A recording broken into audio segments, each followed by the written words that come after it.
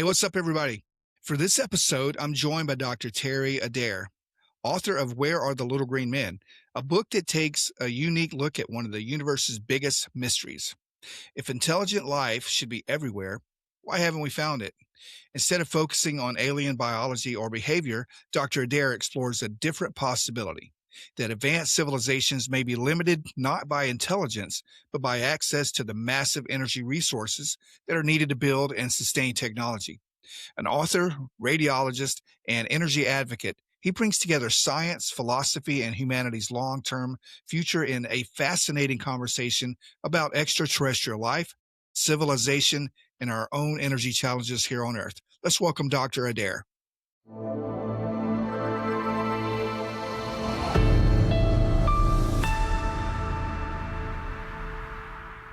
Hey, Dr. Adair, how are you doing today? Oh, I'm doing great, Paul. Thank you very much for having me on your show. I'm really excited to be here and excited to share some of my book and my thoughts with your audience today. No, I really appreciate you. I was glad to when they reached out to me and I saw what the content was, I had to have you on because I love this whole topic, this whole thread, and I don't know anything about it. And I was like, finally, someone can explain this to me in layman's terms, actually. And I'm looking forward to going through this whole broad topic, but like condensing it down to where I can understand it, and maybe a few others in the audience can understand it. But I'm super excited to have you here. I thank you so much. Thank you for having me. And you already know in your own mind the core part, and that's what we're going to start with. And everyone in your audience had the same feeling, and we're going to talk about that when you're ready to dive into it. Yeah, absolutely. And I appreciate you sending me like a few discussion topics or discussion questions. Do you mind if I just go straight from there? And Yeah, let's do. because I know you have a very, very good, very informative book that you put out that we're going to talk about. I want you to talk, tell the audience about that real soon. But I know the basis of this is the Fermi Paradox. And, that's been around a while from Enrique Fermi. And if you don't mind, I mean, how would you explain that in simple terms or like just so I can understand it for sure, but for the rest of the audience? I appreciate that. Thank you very much. We all already have that paradox in our mind. And that's what I say. We all share that experience. We look out into this nighttime sky and see thousands of stars. What we see is only a fraction of it. And over the decades, we've all learned there are not only more stars than we imagined, but more galaxies. Galaxies are clusters of stars. And in between galaxies, there's just space. And that can be our next closest galaxy is 4 million light years away. Okay, so it's just space in there. So really, all of our neighbors are in our Milky Way galaxy. So the stars that we see are all part of that. And so the paradox has existed since humanity. Are there other people out there? We look into the sky and we imagine that we're creatures like other creatures on our planet. Surely, with the staggering numbers of other neighboring stars that we hear about, there must be other intelligent life. And let me try to make a distinction here, because Enrico Fermi said this in a lunchroom, sort of offhandedly. He is a particle physicist. In fact, a group of subatomic particles bear his name, fermions. Okay, this is not his area, but this paradox has been tagged with his name since he said that. Where is everybody? So we've already all had that paradox. So here's the paradox. The paradox is what we expect. We expect to see other life.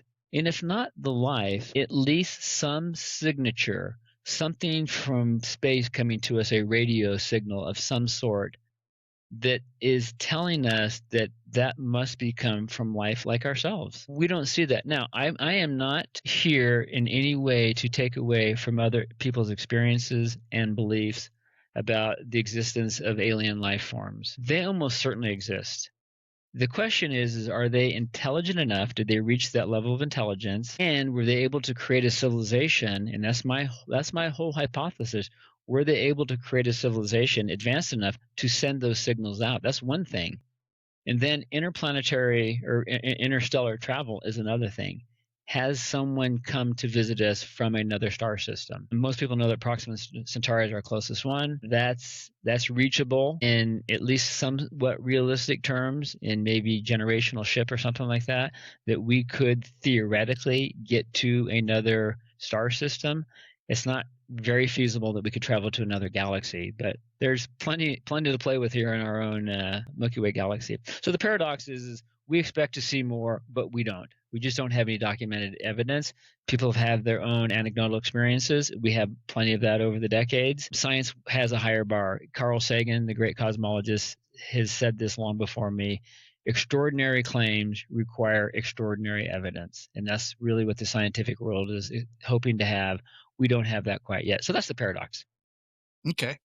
And I mean, so knowing that we do have that paradox, what are your thoughts on, like, and I know this could open up a big can of worms, but what are your thoughts on, like, what are people seeing or witnessing or experiencing? Well, we have the typical anecdotal evidence of alleged abductions, of people claiming to have experienced being taken by aliens, maybe even taken into a ship, examined, questioned, or whatever their experience may be, and sort of let back loose in the wild to share that experience with other people. That's not unique to our country. That happens all over the place. Many of us have seen in the experience that I had was many, many years ago. In this times, what I am going to talk about today is not based on my experience as a young teenager. And my family and I were out camping on the Colorado River out in the middle of the desert. Nobody around. This is not in the campground. This is miles away from any highway. And some sort of light formation came closer and closer to us. And there was just 5 of us, my immediate family. And it was interesting, just coincidentally, but within the last 6 months, I was asking my brother if he remembered that. And he did. Nothing else has really talked about it. We didn't see a spaceship or anything. We just saw this light formation getting closer and closer and closer to us and then vanishing. And so there are those types of stories. They're unexplained. We don't know. And we also have ancient civilizations. Everyone's familiar with this. I scratch my head too. How did they do that? Right.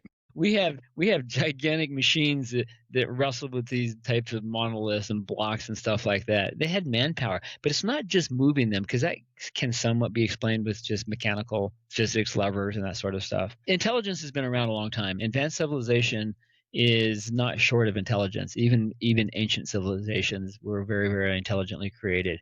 But it's the precision with which they were built. It's the alignment with the heavens. This is the stuff that's baffling to people. Of course, people were more in touch with their nighttime lights and the movement of the sun and the stars and all that. Most of us don't pay that much attention to it. So that's where these questions get very serious, that there is so much unexplained about our ancient history, and not enough clues are there. There's clues that, yeah, this was built. Is there help? Is there assistance? People talk about these sightings, lots of flying objects that are unexplained. And yes, some of them can be explained by military craft or weapons or whatever, but maybe not all of them. So that's why people are interested in this. Are there people out there? Have they visited us? Are they continuing to visit us now? Right. Right. And the reason I brought that up is because I know one of the next topics I wanted to ask you is, like, what made you shift away from the usual focus on alien biology or intelligence and focus more on energy? Thank you very much. Nothing happens in the world, in the universe rather, without the transfer of energy. Not one thing, not even a handshake. Everything requires energy. In fact, energy is the story not only of humans and ancient bacteria and plants in the earliest life that we have, but actually the creation of the universe itself. It's all transferring energy. And these are known as the laws of thermodynamics. And then the first law of thermodynamics is that energy can neither be created nor destroyed. It can only be exchanged form, and that's it. And energy can be created for useful work. That's the difference that everyone seems to forget. That their assumption is that the universe is full of energy. And it is in a sense, but it mostly is not. There's not usable energy that can be transferred to functional work. That's the part that everyone seems to be missing. And so when you see these science fiction movies and you see spacecraft buzzing around, or like me, I grew up in the Jetson era, right? Our feeling is that our technology will not be advanced until we have the Jetson mobile. Now we are close to it finally, but we see this in the past, and honestly, a lot of people don't know what makes a car run. And so it's just as Exactly. magical as a Jetson mobile, right? So they just assume that they've mastered some sort of energy, and they never. And even smart scientists have not, for whatever reason, really delved into this. And so energy is the answer not only for the creation of the universe and all of its suns and all of the planets that came following that, and initially prehistoric. Now, my story that I'm going to be sharing today is abiogenesis. And that's the generally accepted scientific way that life began. There is a difference between evolution and abiogenesis. Those are two separate ideas. That evolution followed after simple molecular compounds grew more and more complex, became self-replicating, eventually formed simple membranes, became very, very simple single-celled organism, learned to replicate and divide. That was sort of the beginning of Earth, of life on Earth, rather. Do we have all the answers for that? No, we do not. But this is the generally widely accepted scientific way that life began is abiogenesis. I welcome other ideas because my idea, what I'm going to share next about the energy, is independent of all that. It's independent of religious belief. If you're a creationist, if you're an evolutionist, my idea is that's irrelevant. So how and when life started is not part of what I'm saying. I take no position on that. I take the position that in 13.8 billion years, thermodynamics is undefeated. Two things. Energy is neither created nor destroyed in a closed system. We're considering our universe as a closed system. And two, everything in the universe tends to chaos. That's called entropy. That's the law of entropy. The greatest example of entropy, and I'm trying to make this not scientific, but just in terms that people can relate to. And I'll get into the energy a little bit better. But here's the greatest explanation of entropy. Entropy is what happens when the New York City trash collectors go on strike for a month. That's entropy. Everyone can understand that. Yeah. It's chaos and disorder. And there's Sure. only one thing that overcomes entropy: energy. Only thing. It takes energy to organize a system. If you stop putting any energy into that system, it will go into disorder. That's just it's an irrefutable law, undefeated in 13.8 billion years. So those two ideas are the core of why it takes energy to ever create a complex technological civilization. It cannot emerge without it. Now, your listeners are going to be surprised in the thought process that I've put together to synthesize this of where we came as simple-celled organisms to intelligent creatures. But then we got a gift that allowed us to create the civilization we have. Yeah. And I was going to ask you, maybe speaking of that gift, do you think that gift was given to do you think that we have any kind of intelligent design that initially like sparked this whole thing, or was there any kind of help along the way? I think it's possible. Yeah, I do not discount that. I absolutely do not discount that. Now, a lot of people will sort of question how complex we are if you consider, for example, our visual system. I don't know if we've frozen up. Oh, do are we still No. back on? Yeah, we're fine. Yeah. Okay. So if, for example, if you consider the complexity of the human eye, and this is used by creation, and this is not taking a position on creation or evolution at all, but people will take the example of the complexity of the human visual system and say, come on, people, that didn't just create itself, right? Mhm. It had to have intelligent design. It's too complex. And my counter to that, and not that I disagree with that, but a counter to that is we didn't go from blindness to a complex neurologic camera system. That's not what happened. And not only that, multiple visual systems have evolved independently over billions of years. So ours is just one example of a visual system. And even Darwin struggled with that because back then he was a very religious man. Right. He did not publish his work for 20 years because he was afraid of the backlash, the religious backlash, until someone else came up with the same idea independently, and he rushed to get his out. So yeah, he was not insensitive to that. So he struggled with that himself internally. This is in opposition to everything that I've learned, everything being taught, that this could potentially explain a way that humans came to this earth and not just put here.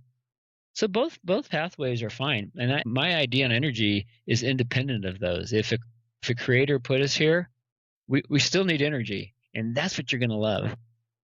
Yeah.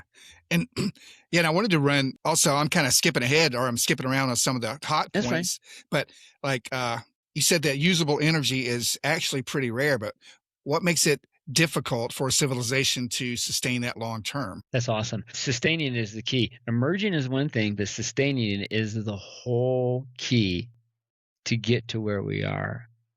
And that part is the entropy part. Because again, if the energy stopped flowing in the world. So as I'm talking today, we're obviously US centric. That's here. I'm here. You're here.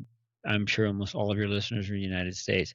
So when I talk about we or us or all that, I'm talking about the world, because the world is using the same energy source that we're using. Everybody uses the same energy source. And so we haven't experienced the actual shortage in the actual energy source yet.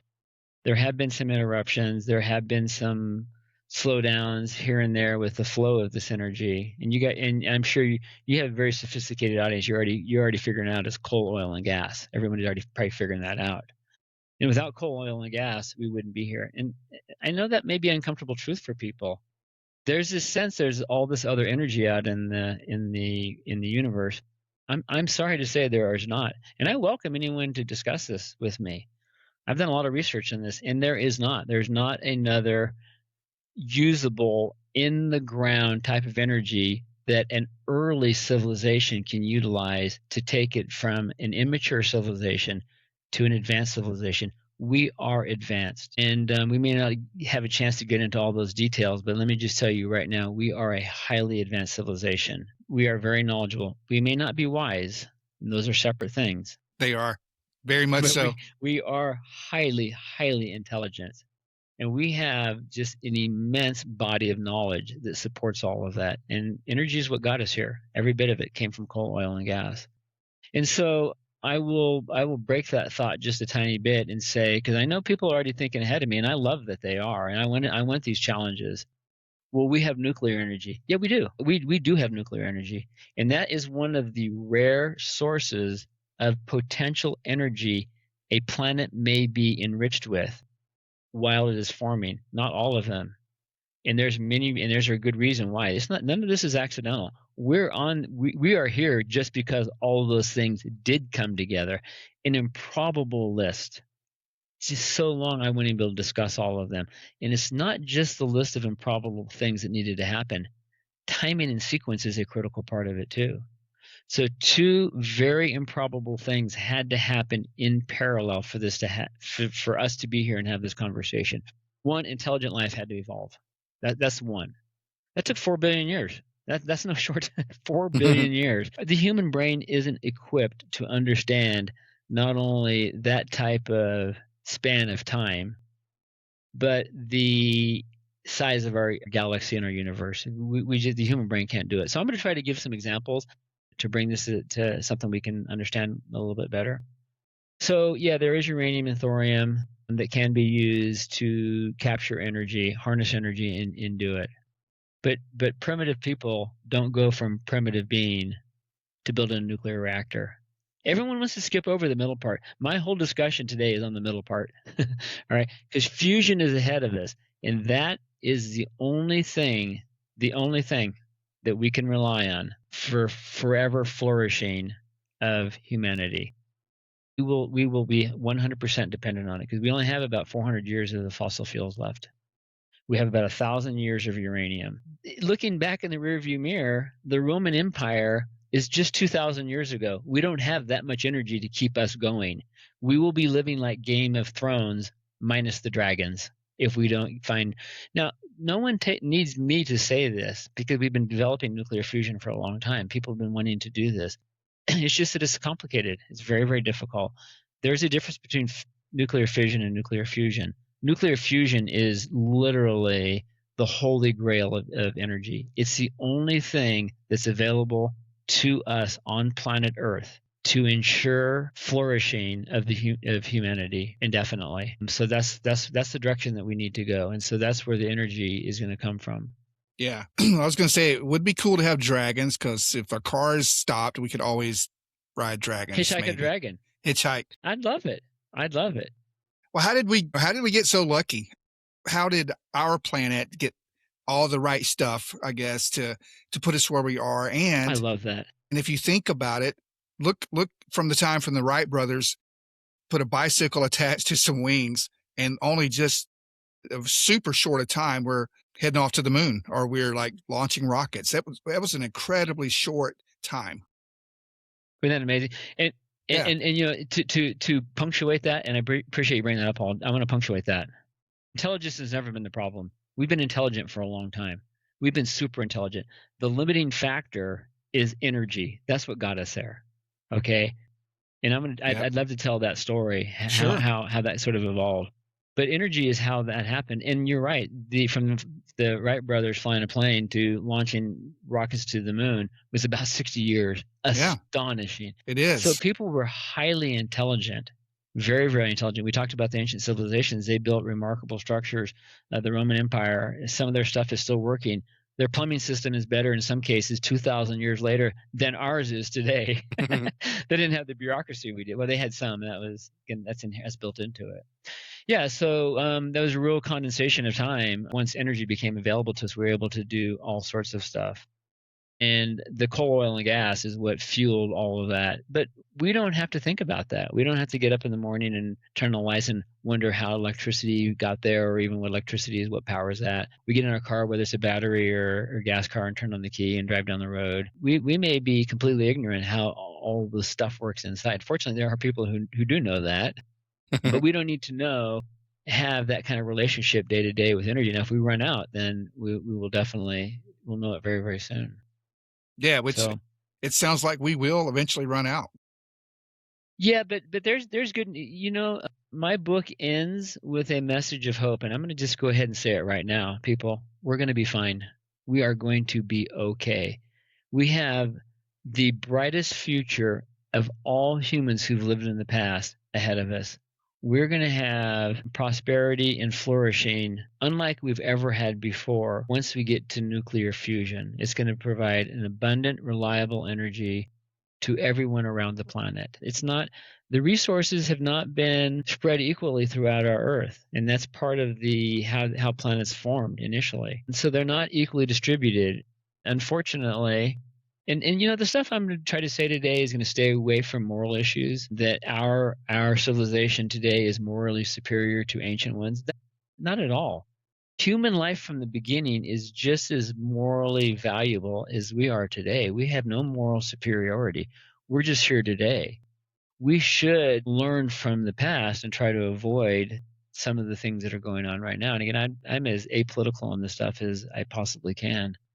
But the resources are not divided evenly, and obviously there have been struggles over that. And to fight over oil, I mean, what's more important than? I mean, this is if you're thinking about communities, because the world was far less. Maybe it's not very friendly right now, but it was just common. Is conquering other nations for their resources is just how it was done. That's not new to us. That's as ancient as people, going way back. Still happening today. Still happening, right? I mean, cavemen used to fight over the same resources, right? I mean, there's only one mastodon, and I want my people fed first, right? And so that's just that's not new. That's warfare the same as we have right now, but it's just maybe more localized. So resources aren't spread out throughout the world evenly, and so we need to get electricity primarily to the rest of the world who don't have any. And so the nuclear fusion will enable us to provide energy indefinitely, because the ingredients can continually be reproduced, and it doesn't produce nuclear waste the way nuclear fission does. They're separate processes. So if you'd like me to jump into, Paul, the sort of the arc of energy in our life and how our Earth came to be, and I'm going to keep this short because this subject alone I could talk forever. Everything that makes us up, every single thing that you see, touch, feel, hear, everything came from stars before us. If you look at a periodic chart, if you're familiar with that itemizes all 1 to 118 elements that are on there that are known to man. That's not our periodic chart or our solar systems or our galaxies. That's the periodic chart of the whole universe. Everybody has those same ingredients. That's not where it started. It started from what people call the Big Bang. Not to pin everything on that, but I will just say that at one point our universe was hotter and denser than it is now. And then it expanded. That, according to Einstein, E equals mc squared, that energy eventually cooled down and condensed into matter. And that first initial matter created hydrogen. And all the stars in the universe are created from hydrogen. That's the key. And hydrogen fusion is what burns them. There's not little men piling coal into a furnace in the sun. It's nuclear fusion.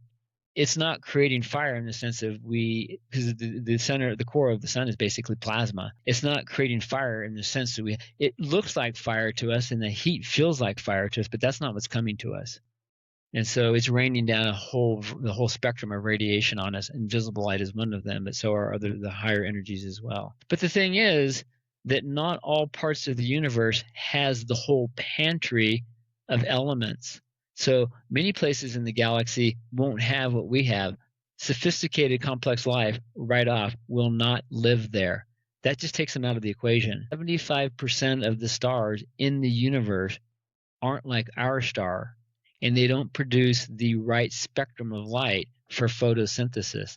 That's one of my breaking points in my story. Without photosynthesis, that energy I was talking about, and I'm going to get to in a second and develop, no planet can have it. So right off, 75% to 80% of the stars cannot support complex life.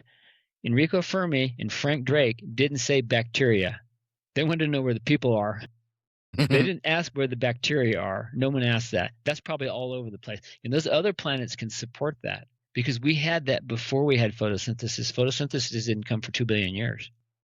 Think about that. For 2 billion years, just simple little organisms were in the ocean, they believe, maybe hydrothermal vents or maybe quiet ponds with the sunlight coming on providing the energy. That's where it all came from initially. So right away, we've just chopped. And if you take 20% of the rest of the universe, that still allows for plenty of advanced life. But that number is going to get down, it's crunched down even more and more. It's going to go down to a very, very narrow path. And that's what I'm talking about. What I'm telling your audience, you and your audience today, is not new science. This is the thinking that is accepted in science right now. I've just synthesized this in a way that people haven't. So anyway, not all parts of every galaxy are going to be in the generation of star. First and second generation stars cannot create advanced civilizations. So you need to be in the right place in the galaxy. Everyone's familiar with the habitable zone, right? That's where liquid water stays liquid. It's not too hot. It's not too cold. That's the Goldilocks zone. Yeah, That's right. the simplest idea and maybe even the least important of it. Yeah, we have to have that, but there's a laundry list of just right things that have to happen for intelligent life to emerge, and that's the key. And again, intelligent life has to emerge, and also an abundant supply of energy must be there to complement that. A lot of people envision, and science fiction sort of portrays this, that you have these MacGyver-like aliens in a spacesuit figuring things out on a rocky planet. No, life does not evolve on a rocky planet. That's not how it happens. That's completely a non sequitur. It doesn't exist. It's not intelligent life, vision, flight, arms, legs. Those types of things are not a goal of evolution. There's only one goal: reproduction. That's all it wants to do. And it slowly mutates incrementally in small ways that are so hard to understand and to fathom over so many billions of years that either a mutation imparts a selective advantage, a reproductive advantage, or it does not. The ones that do not die off. The ones that do change into something very incrementally slightly different over an unfathomable amount of times. And we're going to get to the Cambrian explosion and how we get all this diversity. It all comes down to energy. So to fast forward a little bit, we did happen to get all of those things: the right sun, the right part of the galaxy, not too hot, not too cold. It had the whole pantry of everything, because life isn't just one molecule. We think of carbon. And I can assure you, almost for certain, When, I'm going to say this because I believe it, Paul, when we encounter an intelligent creature somewhere in our Milky Way galaxy, they're going to be very much like we are. They're going to be carbon based, and they will have to function necessarily very much like we do. That's an interesting thought. And we're going to see that. Well, I probably won't. Maybe you may or may not. But humanity will encounter that. We're going to encounter some sort of intelligent life. So what happened in the early Earth, I already mentioned it, is you have these molecules. They come in, turn into more complex molecules. We've already seen these on asteroids and comets and other planets, right? Right. They're the same ones that we already have. So that is, and they're carbon based. That shows right there that these molecules are not unique to Earth. And some people hypothesize that maybe Earth was, and that's irrelevant whether they did or did not. And I don't necessarily agree with that, but I'm not going to rule it out. We don't need that because we have all of those atomic elements ourselves anyway, and we already know that they automatically will join together. When Earth and other planets form, it's an amazing demolition derby of violence. A star is forming as its planets are forming at the same time. All of them accrete together and they're smashing together, the rocky inner planets, and they're molten most of the time. And once they get stable, like our Earth, another giant, in our case, Theia, a planet the size of Mars, crashed into us. And again, the entire surface liquefied into hot molten. Same with the moon, which is now the moon. So that crash gave us our moon, and that moon is so critical to our seasons, our tilt, managing our tides, and all of that. Without the moon, we wouldn't have it. So that's another one of the improbable things, is that we had to have a planet crash into us in just the right way and be our forever neighbor. Yeah, it's beautiful to look at, but it's actually functional. Well, I have a question just real quick. I hate to interrupt you. No, that's fine. No. Why is, and I'm curious, I've always wondered this, why is our moon not, like, why do we only see one side of it? Why does it not spin or rotate itself? So that's just it's doing both of those things. It's orbiting and it's revolving. It's just that its revolution is locked into its orbit. It's called tidal locking. And the fact many planets in the quote unquote habitable zone are tidally locked, meaning that one side of the planet faces the sun and exactly as you're describing it. Oh, okay. So the one side of the sun that faces the one side of the planet, whatever planet it might be, that faces the sun is going to be forever hot. The other side will be forever frozen. So tidal locking is one of the things that can occur. And the fact that So everything moon, it just rotates. its orbit and rotation are exactly locked in. Yeah, it's Okay. called tidal locking. See, that's a great question. I'm glad you brought that up. I hope I answered it right for you. Yeah, you did. Thank you. So it is orbiting and it is rotating. They're just synchronized so perfectly that Okay. we never see the other side. You have to get on Artemis to see that, Yeah, right? for real. Yeah. So that does happen to other planets. So that's one more thing for the Goldilocks experience, which is what we're having right now. All of these things had to happen in order for life to flourish. Life can't flourish and create what we have on one part of the planet. All of this stuff is all tied together. So the ancient bacteria smoldered along. I'm going to speed this up a little bit for your audience. For 2 billion years until something happened that changed everything. Photosynthesis. Now, photosynthesis is biology's way to try to manage the harmful rays that are coming from the sun. There's beneficial, but there's harmful ones. Those rays heat us up, but there's also ultraviolet, there's also X-rays, there's also gamma rays, there's also cosmic rays. Pardon me, on the lower end of the energy are the radio waves and the microwaves. All of those are coming to us in various amounts from our sun. All of them are. We're interested in the 400 nanometers to 700 nanometers. That's the spectrum of visible light. It's not a coincidence. The reason that's important, and that's why most stars don't provide this, is if you don't have enough energy. Everyone's familiar with ionizing radiation, right? Paul, you've probably heard about that. Yes. We know that ultraviolet and higher is ionizing. That means that the energy of the photon is enough to eject an electron off, and then that ionizes the molecule that's left behind. That ionized molecule is reactive and it damages biologic tissue, especially DNA. That's where mutations come from. That's where cancer comes from. So if you're bombarded by too much radiation, and if it wasn't for our dynamo creating that magnetic field around Earth, just like Is that the Schumann Mars. resonance? What's that? Is that the Schumann resonance? No, Or it's a the little bit different, Okay. but I like what you're saying because that protects us from the high energy rays that are coming from the sun. Oh, Mars lost that, right? And it boiled away its atmosphere, most of its atmosphere. And so our atmosphere is here because we have that. And so that's another one of the things that has to happen. Again, another improbable thing that your planet must have in order to protect itself from the sun. So these ancient molecules and cells protected themselves, but they also found, oh, there's energy here. So they used the energy, and you needed to have the Goldilocks energy band. The radio waves won't move the electrons where you can draw useful chemical work out of them. The high energy ones destroy the molecules, right? And so there's that narrow band of energy from the sun, the visible light, that photosynthesis learned to capture and create excess energy. And suddenly, this is where it came from, Paul. Suddenly, you have a surplus of energy from the sun now that is creating the ability for genetics to explore a bunch of different things because they have the energy to do it. They can afford to make mistakes, and it just created this explosion. And what photosynthesis does, this is going to be the first mind-blowing thing. What photosynthesis does is takes atmospheric CO2 in water. There's carbon, oxygen, and hydrogen. It takes the carbon out of the CO2. It takes the hydrogen out of the water, and with light combines them to make stuff.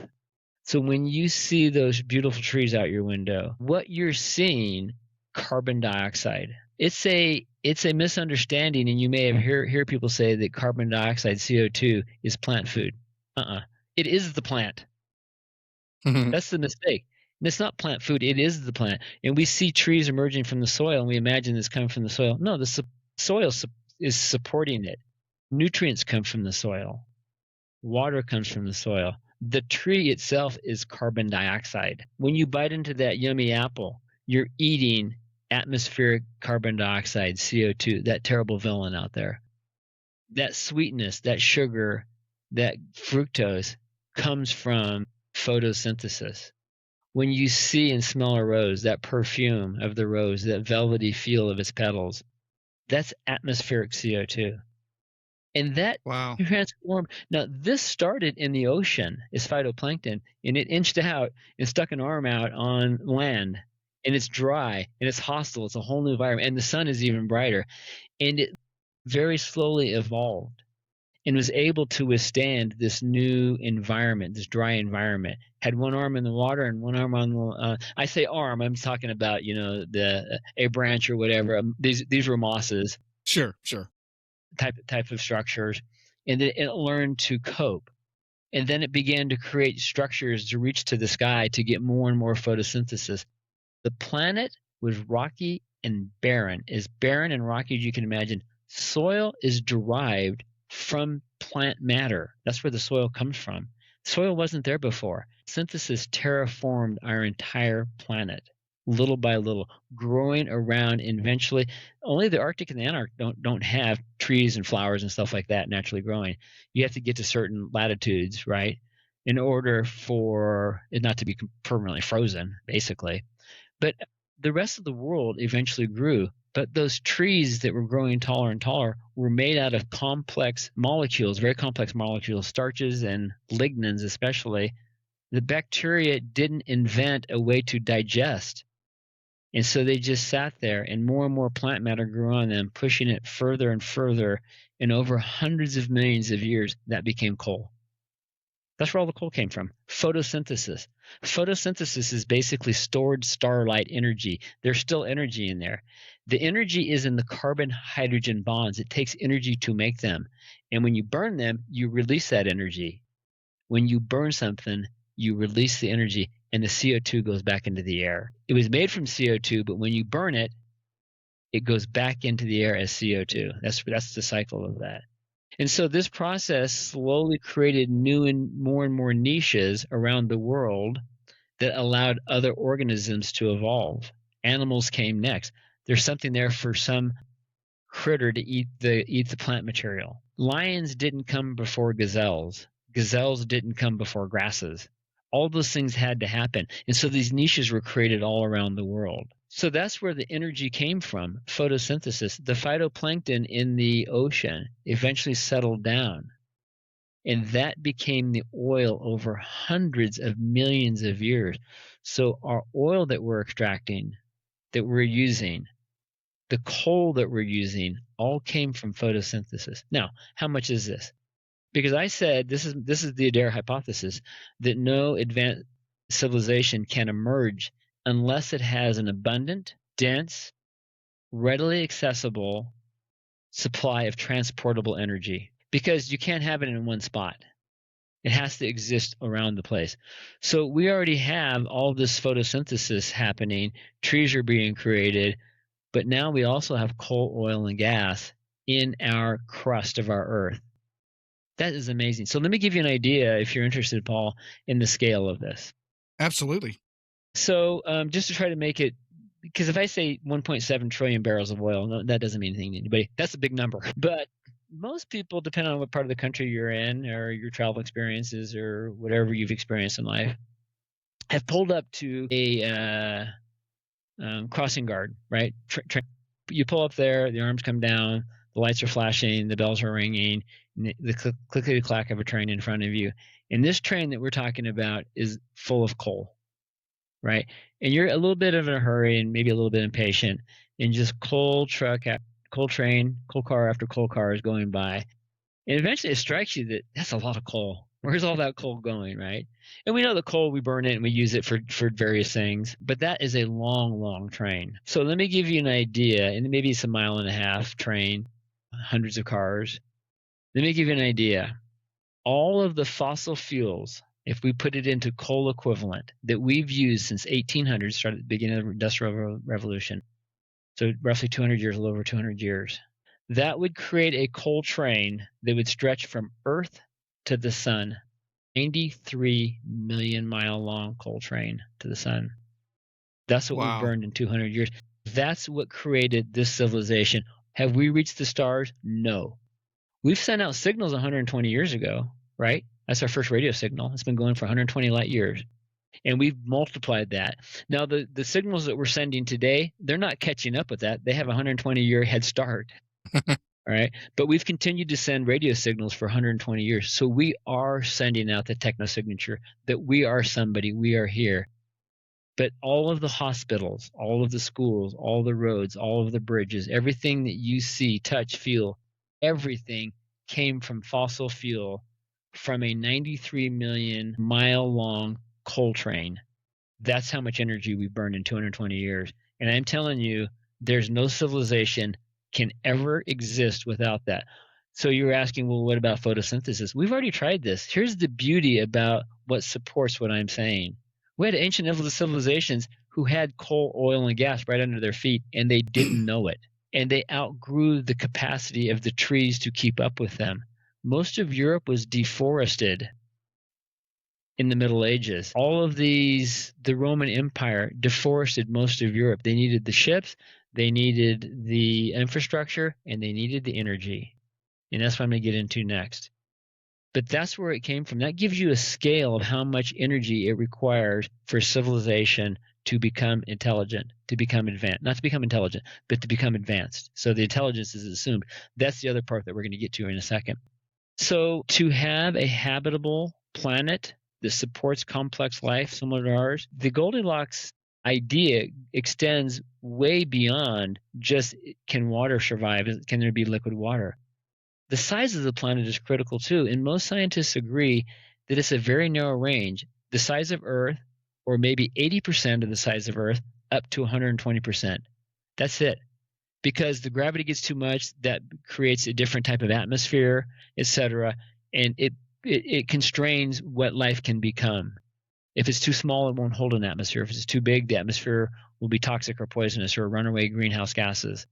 And so the planet has to be covered more or less entirely by photosynthesis. That's what gives us, because this oil is all around the world. the coal is all around the world. And so without that, there's no way an advanced civilization can emerge. So how did humans get here? Intelligence only emerges itself in a complex environment. There has to be millions of things to play with before intelligence evolves. It doesn't leapfrog. I'll make something intelligent. Biology doesn't work this way. I'll make something intelligent and it will figure things out. It evolves because its surrounding is already complex, and intelligence gives it a reproductive advantage. That's how it happens. So without all of these niches, without all of these other plants, without all of these other animals for humans to interact with, we don't evolve. That's a prerequisite for evolution. Pardon me, for intelligence. It's a pre-requirement. It won't happen any other way. And so now you have all of this intelligent life and there's different types of intelligence. Dolphins are intelligence. We know that. Ravens are intelligence. Dolphins are considered among the most intelligent creatures. They don't have hands. They can see things. They can't build a campfire, which is where I'm going now. That was our first technology. That separated us entirely from all other animals. Other animals have communication, right? We already know that. They communicate differently. And our communication was primitive to begin with. I'm sure it was just noises and stuff like that. And all of our vocabulary came after, hundreds of thousands of years of creating a civilization. So about 1,000,000 years ago, but I'll make it 400,000 years ago. So in that window of time, humans began to control fire. But it was about 400,000 years ago that we know for sure that fire was started by man. People. And I want your audience to sit with this. They're like you and I. They're not caricature cavemen. They were human like us.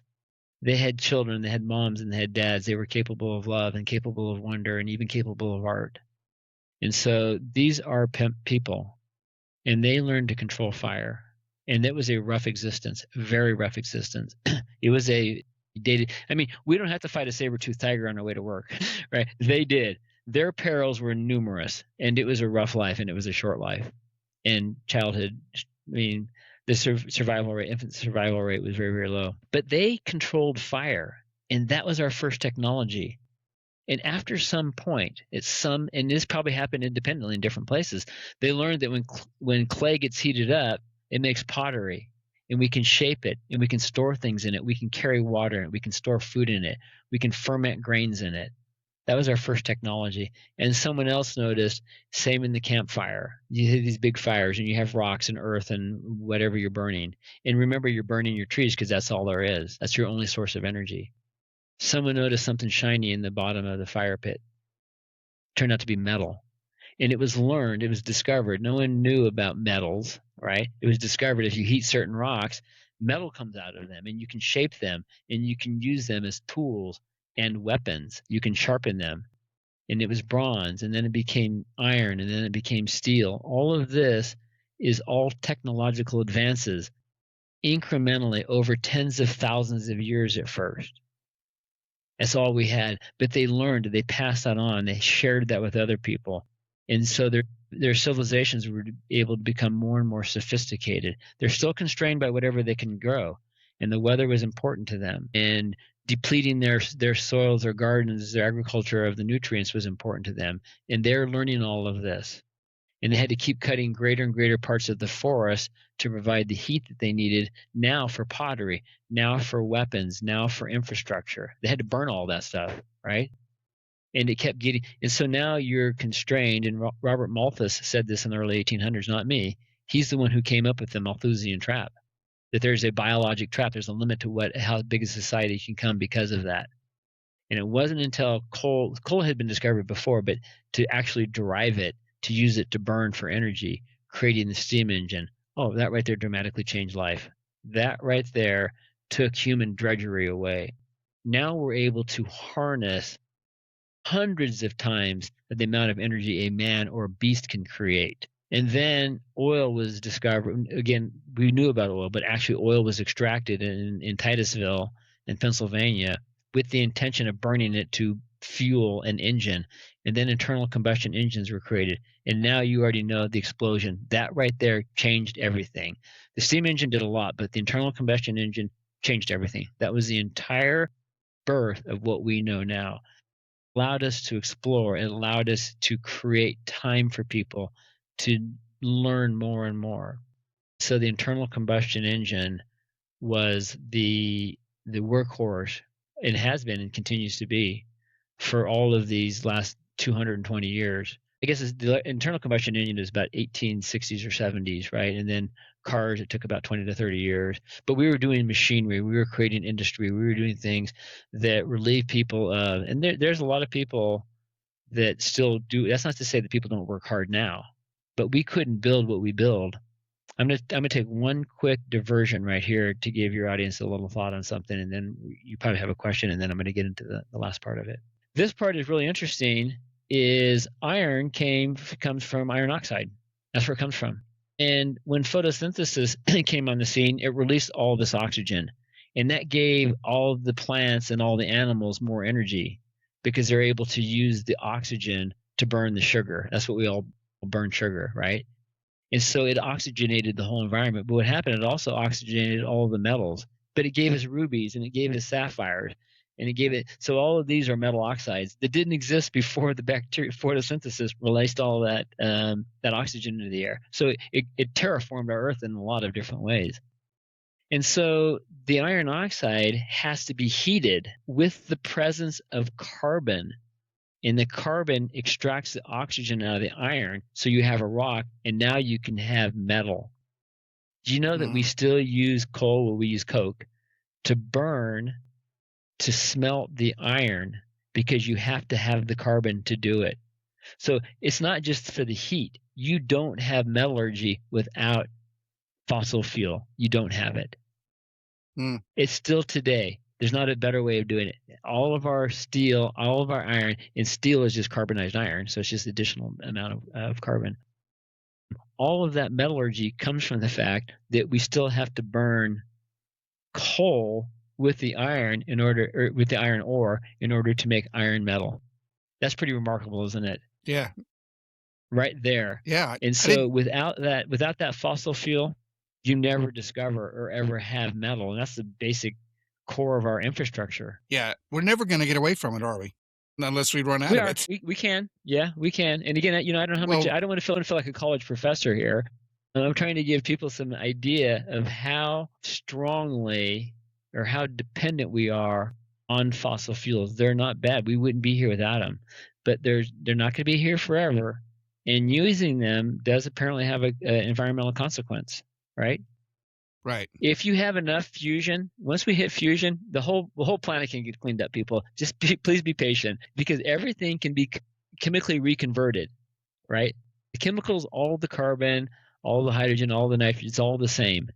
It's just rearranged in ways that make pollution or make trash or make plastic. All that stuff can get reversed. We're going to be fine once we get there. But we just can't kill ourselves in the meantime, people. Try not to do that, right? Because we are going to get there. We are going to harness energy. Fingers crossed. Yeah, but we're all keeping our fingers crossed for that. And I'm hopeful that we're going to overcome that. Once we start giving people energy, once it's provided all around the world, this type of abundance, those type of issues, many of the issues that we're having right now, yeah, we are fighting over oil. I'm not making a moral judgment of it right or wrong. It's just that, understand that we need it. Without it, we're gonna grind to a halt without it, and it's going to be a massive die-off. So we do need it. So the fusion can reverse all of that. Everything can be chemically turned back. So we are going to be okay, and you can create hydrocarbons with it. Very specifically, the hydrocarbon. I don't know what percentage of the stuff, but look around. Your world's made of plastics and rubbers, right? That's all fossil fuel, people. All that came out of that's all oil. Started as oil. And then we turn it into, I'm touching my computer, we turn it into computers, and everything is plastic, right? Yeah. So we can reverse all of that. We're going to be okay. And that's the optimism. We just have to recognize that there is a limit, and that we need to focus on that. We need to be useful and wise with our resources. And so that supports my idea that there's no civilization can emerge without having some sort of abundant fuel. And the knowledge that you build on this eventually allowed us to split an atom. And that's one of the reasons that nuclear energy has a bad reputation. I completely agree. It came out of weapons. It came out of terribly, terribly destructive weapons.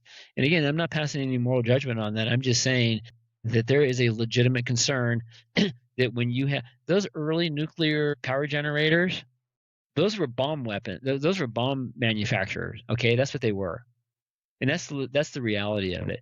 It just happened that heated water, right? And we could generate electricity out of them. So that's the benefit came from. So the new nuclear power plants are not made like that. They're not made for enrichment. Sure, you can, but that's not their intention.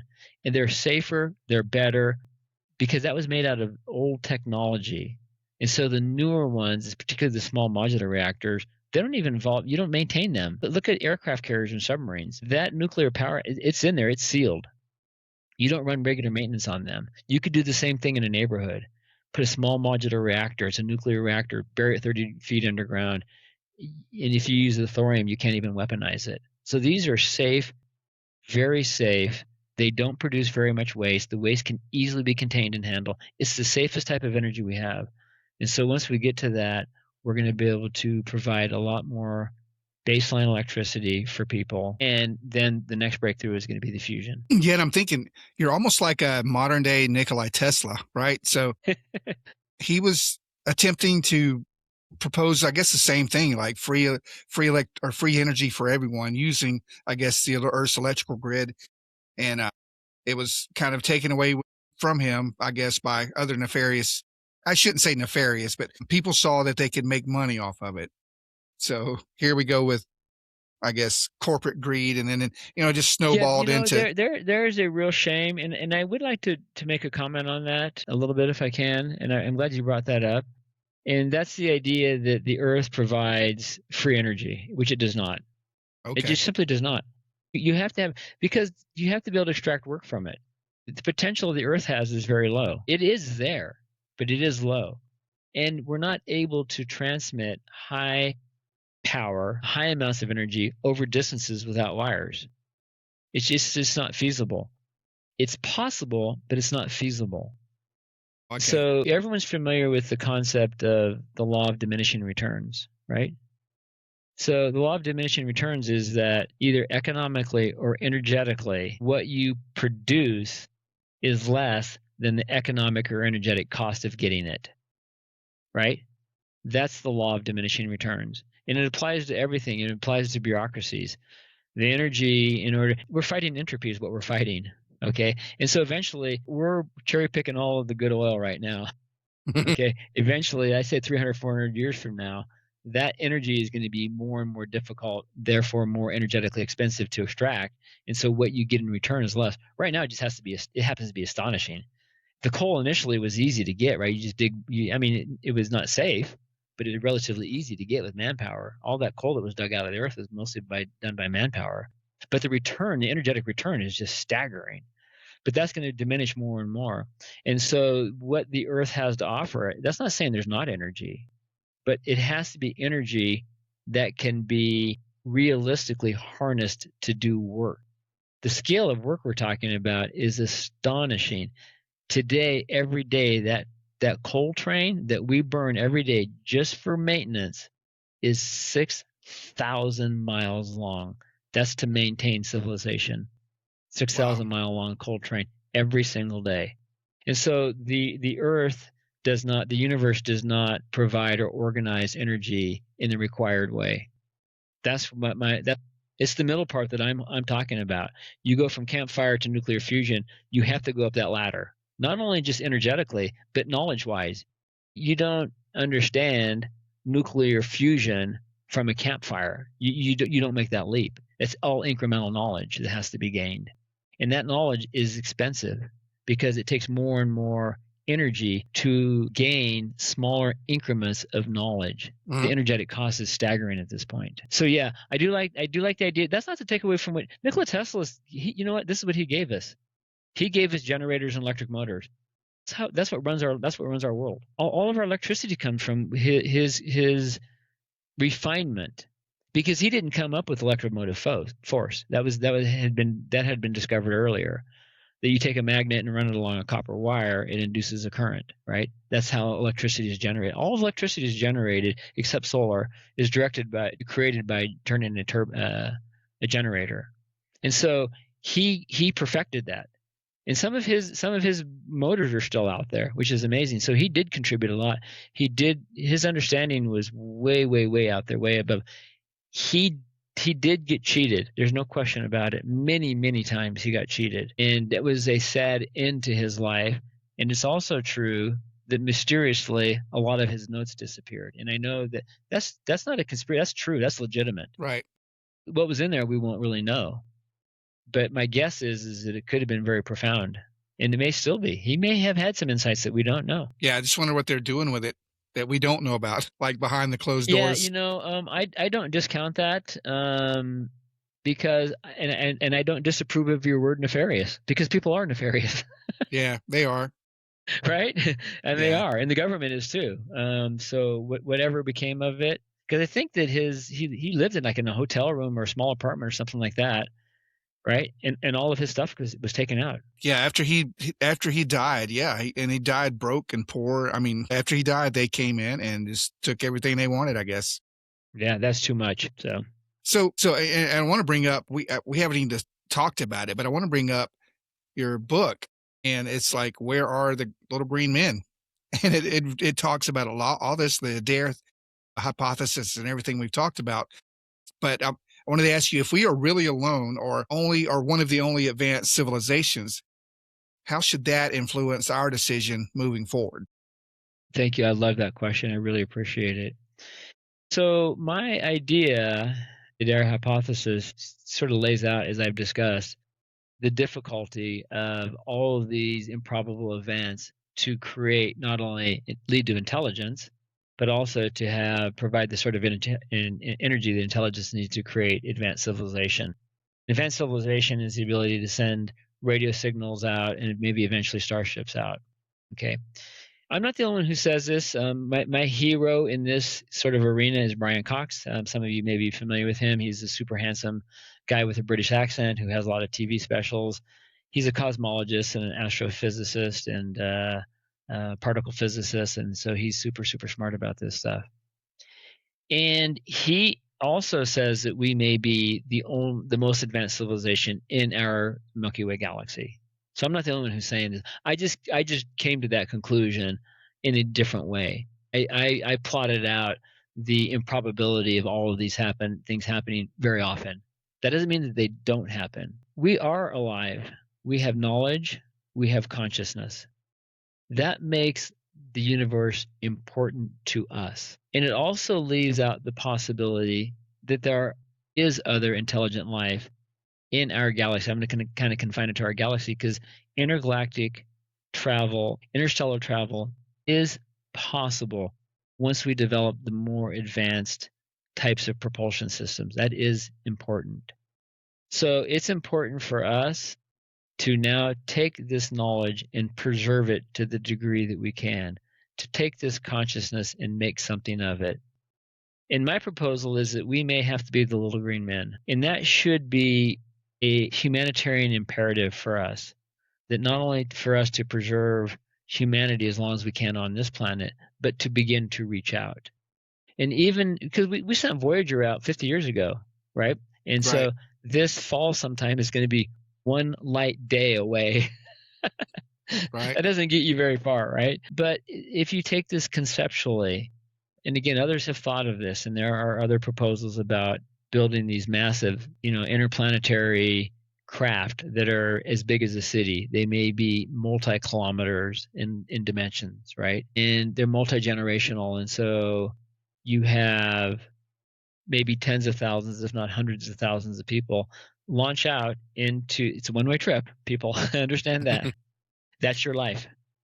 And, this is not going to happen next year or in 10 years or 50 or 100. It will probably be, and I came up with this, my own estimate, and now I've recently read that it's in line with other people are thinking 300 to 400 years. Okay, because it's going to take more than 100 years to build this craft. It'll have to be in moon orbit or Mars orbit, probably moon or Earth orbit. You can't build it on space and launch it. Pardon me, on Earth and launch it. It'd be just too big. But once it's in orbit, you can build this massive structure that is going to go out on a mission. And it may launch different robotic probes in lots of different directions to carry our message that we're human, we're conscious, we're alive out into the rest of the Milky Way galaxy. And eventually, none of the stars or planets, Paul, that we see and you hear, oh, this planet's in the habitable zone. Yeah, but it has the wrong star or it's in the wrong part. We will actually begin to find a planet like Earth surrounding a star like our sun. There's no reason to go to another one. There's none, because you're not going to be able to sound out an infinite number of these ships.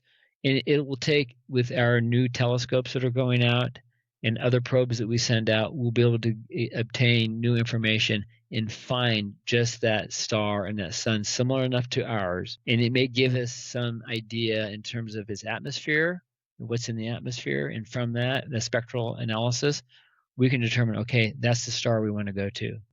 And that's where we're going to launch this ship. Not to Proxima Centauri, not the closest one, because those stars they don't emit the right spectral light for advanced life. I'm not looking for bacteria. Neither was Fermi, neither was Drake. So I'm not alone in this. We're looking for intelligent life someplace else in our galaxy. And so we're going to launch these, Paul, more than one. And that's where the Fusion Star Project, part of what the Fusion Star Project is about a little bit. Everyone knows the Death Star, right, in Star Wars? I Right. wanted the opposite of the Death Star, so I created the Life Star. So Life Star is one of the ships that I invented. This is not a science fiction. This is futurism. And as you can tell, everything I've talked about today, based on the known physics, we have to live within those confines. We can't just imagine that, oh, we're going to send it. No, it has to be based on physics that will support life for multiple generations. And so Life Star and Fusion Star are names of ships that I envision that will be launched into different parts of the galaxy to send our consciousness, to send our knowledge out into the Milky Way galaxy. Yeah. I hope that answered that. No, it did, absolutely. And I am curious. This was one of your other topics, but I'm curious as well. I mean, on a personal level, what drew you to such a big existential question or It's purpose? interesting that, yeah, thank you. It all happened at one time. As you may have shared with the audience, I'm a dentist, right? So that's not how I make my bread. And so dentistry is based in science. I have a bachelor's degree, and lots of people have bachelor's degree, and you have your chemistry and organic chemistry and your physics, just like a lot of people do in the sciences. And I got into radiology after I practiced clinical dentistry for 26 years. And X-rays is a type of energy, and so all of this stuff has been sort of marinating in my mind for all these decades. I didn't forgot about a lot of the details, but I remembered a lot of the essence of all of these biological sciences, genetics, evolution, chemistry, biology, biochemistry. All this stuff has been percolating in my mind, and energy is a hot topic. I'm kind of the nerdy guy. I've loved everything about energy for most of my life, and I've kind of held on to all of that. And I had an epiphany last fall about how we are an advanced civilization. What enabled us to become advanced? And I just kind of rewound all of this backwards. And that's sort of how people came up with the Big Bang. They just kind of rewound everything backwards. I said, oh, it's coal, oil, and gas. We need some sort of supply of energy for all of these hundreds of years to build civilization. Our civilization today, and again, that doesn't mean that ancient civilizations were morally inferior to us at all. It's just that we have a different civilization today. Is it better or is it worse? I don't know. That's not the question I'm answering. It's not why we're here, but it's how we're here. We're here because of energy. So I just rewound all of this backwards in time and realized that interconnectedness, well, it came from coal, oil, and gas. Those were all products of ancient trees, ancient photosynthesis. Where did photosynthesis come from? It came from the chlorophyll. Where did the chlorophyll came from? And just kind of wound backwards. Okay, what is the right planet for all this stuff to take place? And that's sort of how it all synthesized. It sounds good to me. I mean, you come from a study of biology or biologic background. You're just reverse engineering the processes of what it would Yeah, thank take. you. That's what I did. I reversed. Yeah, thank you. Yeah, You're better at that than I am. no, I mean, it's just it's like process of elimination, and you know Right. that you get a very good head start on, or more than most, knowing more of the biologics of the human body or the biology of trees, grass, earth. everything it takes for the building blocks of, I guess. And yeah, I can see it. I definitely can see it. I do have a couple more questions Sure. for sure. Where does this, or, and this is totally like a hypothetical thing. I just want to know your thoughts on it. I know you've heard of the term breakaway civilizations. Do you think at some point there has been any kind of breakaway civilizations that may have went underground? Maybe this is the cause of some of the things we're seeing, and pretending that they're not pretending, but we're thinking they're coming from far away when in fact they are just coming from underneath. So if you go back to a statement that I said earlier, if and when we see some sort of alien life form, it's going to surprisingly look like us. So that's just the nature of biology, and I'd love to get into why that is. Why carbon? Why intelligence? Why all of this? These are not necessarily always going to happen, but I believe, just like our knowledge, it all converges, right? Evolution will converge on this eventually. Starts out simple and becomes more and more complex based on its availability of surplus energy. All of this will happen. And so it is possible that other types of intelligent life is formed or created in different parts of our galaxy or even within our own Earth. That's a little bit harder to do. I'm not going to just discount it. It's going to be a little bit harder to do to hide like that because of the technology that we have available to us. But I don't discount any of those possibilities. If you have the energy, anything's possible, and that's the key. All of mine is based on that with the right amount of energy, with that surplus of energy, all of the possibilities are available. Without it, it narrows it down. We're already stuck. The Earth already was 2 billion years old with ancient, primitive, once single-celled organisms. Our civilizations were constrained until we discovered coal, oil, and gas. So once you have the surplus energy, all this stuff potentially can happen. And think of this. Evolution was more or less stalled for 2 billion years before photosynthesis, and then we had that Cambrian explosion. All this stuff just exploded all because we had this surplus energy from photosynthesis. Just think if that only happened for 1 billion years, because during those 2 billion years, not much happened to the bacteria, this archaea. But let's just say we got a head start, a billion-year head start, right? It's possible that other places had that head start too already. So I don't. That's possible. In the story that I'm telling, that is, no, the probabilities may not be great, but it is possible. Once you have the energy, I believe that anything is. Yeah, and I know, I know you've heard recently within the news that it's the first time I have ever heard this in my life, and I didn't think I'd ever hear it now. But you've got people going to Congress talking about civilizations or NHI, non-human intelligence. You've got state representatives trying to push disclosure. You've even got our own government putting out, I'm going to say videos very loosely, or what they thought are UFO, UAP type things. And it's really weird. It may even be a distraction at this point, but there's a lot going on that I never thought I'd see the government come out and say or do. And a lot of the uppers, some of the military, a lot of people think that these come from underneath the oceans or whatever. So it's really a weird, crazy time, isn't it? It is a crazy time, and I don't know what they're up to. I'm disappointed, honestly. I just, it's sad to see that type of secrecy or opacity has continued to take place. It's aggravating to people like us, right? Yeah. Because most of us want transparency. Give us the truth, we'll figure it out, right? We don't want this. And if it's for personal gain or power, it is more nefarious. And so I think that there are things that we don't know. I want to know. This is important for us, for humanity, for civilization. We want to know that. Again, it's harder to imagine. I believe I would believe, even though its probability is fairly low, I would believe more that intelligent life came to our planet. I'd be more willing to believe that than has grown under the planet or within the Earth secretly. That'd just be harder. That'd be too hard to find. Yeah. Hide. I think. But are there other life forms that came here? Yeah, that's possible. It's going to be. We're going to be shocked. The only way for that to happen is to take a similar path: abiogenesis, slow incremental evolution, eventually to intelligence. And so again, it's not impossible, but it's just as long as all those things line up, and there we're talking literally trillions and trillions of planets that may have experienced this similar type of path. It may be possible that other forms have come to Earth. I don't discount that. It's not very high on the probability list. Yeah. No, I appreciate it. And Dr. Terry Adair, your book is Where Are the Little Green Men? And I can't wait I kind of want to order a hard copy. I'm old school. I like to hold it in my hands and turn the pages, but I definitely want to check it out. And May I share it?